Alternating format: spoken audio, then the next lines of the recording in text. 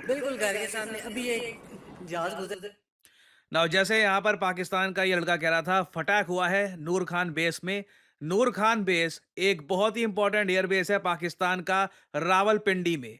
रावलपिंडी पाकिस्तान की मिलिट्री के लिए मेन शहर है। यहीं पर पाकिस्तानी मिलिट्री के हेडक्वार्टर्स हैं और वहां पर भारत के फाइटर जेट्स गए, मिसाइल दागा और बुरी तरीके से इनका एयर बेस डिस्ट्रॉय करके हम लोग आए हैं। सिर्फ एक नहीं, तीन तीन Pakistani air base Bharat destroy कर चुका है पाकिस्तान में। नाउ भारत इसकी कंफर्मेशन 10 बजे देगा, मगर रात को ही डीजीआईएसपीआर पाकिस्तान का ये सामने आ गया और इसने एक्सेप्ट कर लिया कि हाँ, इंडिया के फाइटर जेट आए थे और बहुत मार के गए हैं। प्रधानमंत्री अचानक दिन हो गया योजना का पूर्ण लाभ पाकिस्तान यहां पे उठा रहा है। और अब मैं यहां पे आपको दिखाऊंगा डीजीआईएसपीआर पाकिस्तान की मिलिट्री का जो स्पोक्समैन आप कह लीजिए, इसने क्या कहा है। और फिर हम और डिटेल में जानेंगे कि पाकिस्तान का कितना नुकसान हुआ है यहां पे। भारत अपनी नंगी जारहियत को जारी रखते हुए कुछ देर कबल उसने अपने तैयारों से फ़ज़ा से ज़मीन पर मिज़ाइल दागे हैं। नूर खान बेस पाकिस्तान एयरफोर्स की मुरीद बेस और शोरकोट बेस को निशाना बनाया गया है। अब तक की इत्तलात के मुताबिक अल्हम्दुलिल्लाह एयरफोर्स के एसेट्स तमाम महफूज हैं।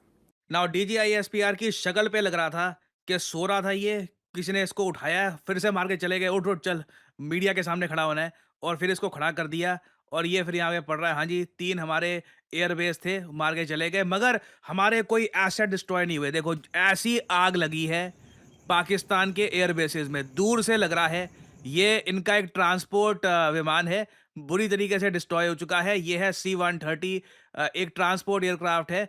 इसको लॉकहीड मार्टिन बनाता है। दूर से ही लग रहा है कि this is pretty much done for. और इतनी सारी आग, इतना सारा जब डैमेज हुआ हो एक एयरबेस में, तो कोई भी देश ये नहीं कह सकता कि इनका कुछ बिगड़ा नहीं है। पाकिस्तान का ठीक ठाक बिगड़ा है। और 10 बजे भारत सरकार डिटेल में बता देगी कि कैसे हमने पाकिस्तान के एयरबेस, अभी पाकिस्तान तो कह रहा है 3 डिस्ट्रॉय किए, हो सकता है ज्यादा भी हो, 3 या फिर 3 से ज्यादा, जितना भी हमने पाकिस्तान के एयरबेसेस को डिस्ट्रॉय किया है, 10 बजे भारत सरकार इसके बारे में प्रॉपर डिटेल्स प्रोवाइड करेगी। मगर तब तक जितनी बात पाकिस्तान ने खुद एक्सेप्ट कर ली है कि हाँ इतना तो मार के गए हैं, वो मैं आपको बता दूं, ये 100% कंफर्म्ड इंफॉर्मेशन मैं आपको प्रोवाइड कर रहा हूं। हाँ, पाकिस्तान डैमेज तो छुपाएगा कि डैमेज हुआ है, पर कितना डैमेज हुआ है वो तो छुपाएंगे ये लोग। तो ये 3 एयरबेसेस है पाकिस्तान के। एक तो पाकिस्तान एयरफोर्स का बेस नूर खान, जो रावलपिंडी में, जो सो कॉल्ड पाकिस्तान का सबसे सिक्योर एरिया माना जाता है। मगर जब आपने चाइनीज एयर डिफेंस सिस्टम ले रखे हो, मैनुअल ढंग से पढ़ा ना हो, तो यही होगा।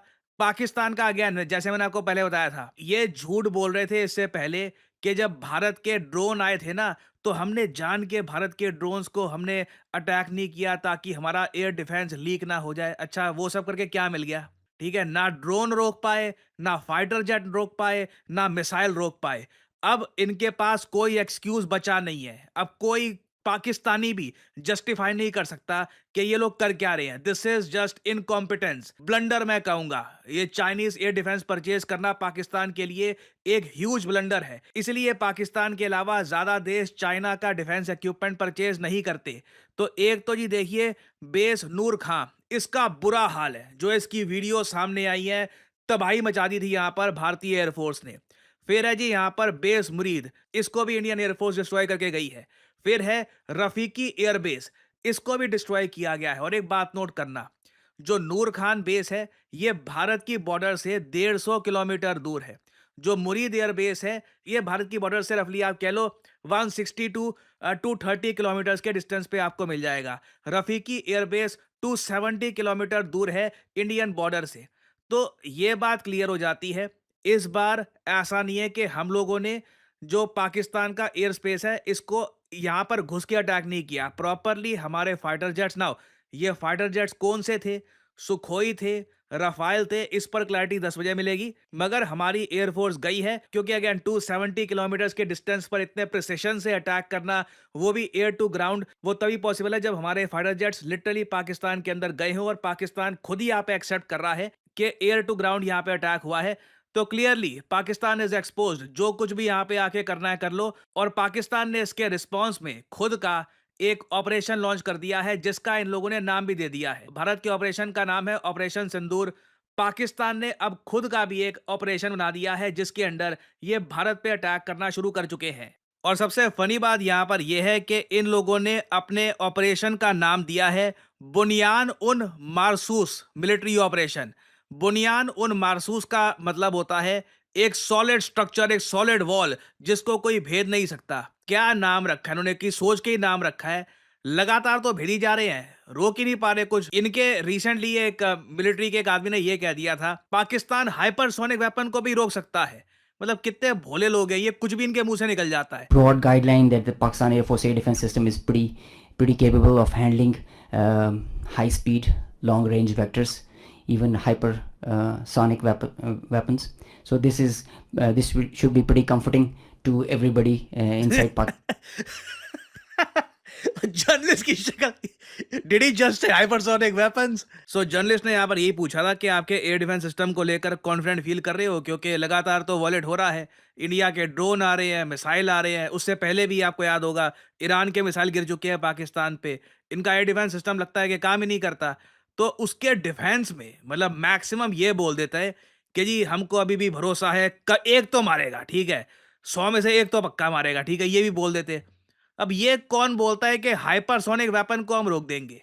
एस 500 मिसाइल डिफेंस सिस्टम भी ना खुल के ये बात एक्सेप्ट नहीं करता कि हाइपरसोनिक वेपन को हम रोक देंगे। उसमें भी बोला जाता है मे बी सर्टन सर्कमस्टांसेस में हम रोक सकते हैं वेपन को। ये अपना ये HQ-9 चाइनीज मेड लेकर कह रहे हैं कि जी हाइपरसोनिक वेपन को रोकेंगे। और इसलिए मैं कहता हूं कि पाकिस्तान की सरकार, इनकी मिलिट्री अपने लोगों को चूरन बेच रही है, बेवकूफ बना रही है। मैंने ओपनली कहा था जब बीच में इंडियन मीडिया के कुछ सेक्शन ने ये बोल दिया था कि कराची कब्जा लिया, मैंने कहा ऐसा कुछ हुआ नहीं है। मैं यहां पर भी बोल दूं, वो तो चलो एक छोटा सेगमेंट था कि जो कह रहा था कि कराची कब्जा ली है या इस्लामाबाद कब्जा लिया है। यहां पर पूरी सरकार पाकिस्तान की, इनकी मिलिट्री अपने लोगों को बेवकूफ बना रही है ये सब बातें सुनाकर कि हम हाइपरसोनिक वेपन रोक सकते हैं।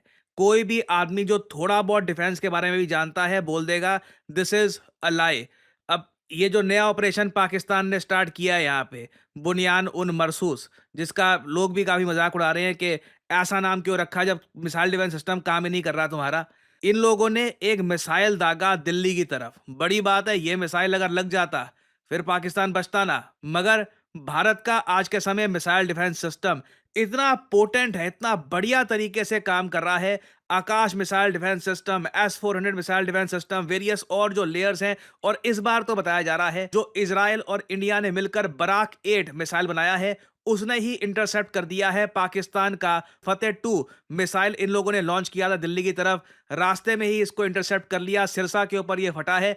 और कुछ पाकिस्तान ड्रोन्स के अलावा अभी देखो पाकिस्तान कर क्या रहा है। आज के समय पाकिस्तान सिंपली पंजाब के एरिया में ना ड्रोन्स मार रहा है, निहत्थे सिविलियंस को टारगेट कर रहा है, कुछ इंजर कर दिए लोग। और फिर उसके बाद प्रोपेगेंडा पाकिस्तान ये फैलाता है, इनका DGISPR, इनकी सरकार ना सिर्फ पाकिस्तान की पब्लिक को झूठ बोलती है, ये दुनिया को ये भी झूठ बोल रहे थे। इन लोगों ने झूठ फैलाने की कोशिश करी कि जी भारत ने मिसाइल मारे हैं, अमृतसर की तरफ जा रहे हैं। कौन माने, कौन से मिसाइल, कहां से, कुछ भी झूठ बोल दिया। फिर एक इन लोगों ने झूठ ये बोल दिया कि जी इंडिया ने एक मिसाइल अफगानिस्तान को भी मारा है ताकि अफगानिस्तान को लगे कि पाकिस्तान ने मारा है।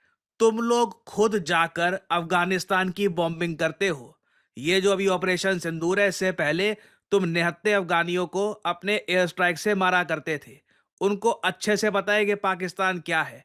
मतलब पर फिर भी इनका प्रोपेगेंडा अब इतना कमजोर हो चुका है क्योंकि एक तो रिपोर्ट ये आ रही है पाकिस्तान के पास अब धीरे धीरे ये जो भी कॉन्फ्लिक्ट चल रही है इसको कैरी ऑन करने का इतना दम बचा नहीं है। एक्सटर्नल प्रेशर बढ़ता जा रहा है। G7 देश सब के सब पाकिस्तान में प्रेशर डाल रहे हैं और एस्केलेशन मत करो, और एस्केलेशन मत करो, फिर बाद में बचाने के लिए नहीं आएंगे। मगर दूसरी तरफ आसिम मुनीर चाहता है कुछ फेस सेविंग हो जाए, जनता के सामने शक्ल दिखाने लायक कुछ तो बचे वो, मगर वो काम भी नहीं हो पा रहा। तो घूम फिर के ये लोग जम्मू में आर्टिलरी से फायरिंग कर रहे हैं, ड्रोन से फायरिंग कर रहे हैं, निहत्थे सिविलियंस को मार रहे हैं। फिरोजपुर में कुछ लोगों को मार दिया, पंजाब में कुछ लोगों को इंजर कर दिया। बस ये लोग यही कर पा रहे हैं। उसके अलावा इनके बैलिस्टिक मिसाइल, इनके फाइटर जेट, जी हाँ अभी ये भी रिपोर्ट आ रही है कि श्रीनगर के ऊपर पाकिस्तान के फाइटर जेट्स को शूट डाउन कर दिया गया है। मैं कंफर्मेशन की वेट कर रहा हूँ। आई थिंक 10 बजे इससे रिलेटेड एक प्रॉपर कंफर्मेशन आ जाएगी। अगर ये सच हुआ, मुझे थोड़ा ऐड करना पड़ेगा, अगर ये सच हुआ, बहुत बड़ी जीत होगी भारत की यहाँ पे। हम पाकिस्तान के पायलट्स भी यहाँ पर कैप्चर कर चुके होंगे। सो बड़ी डेवलपमेंट्स आने वाली है इन द फ्यूचर। कुछ और होता है तो मैं आपके लिए अपडेटेड वीडियोज़ लाता रहूँगा। आप लोग यकीन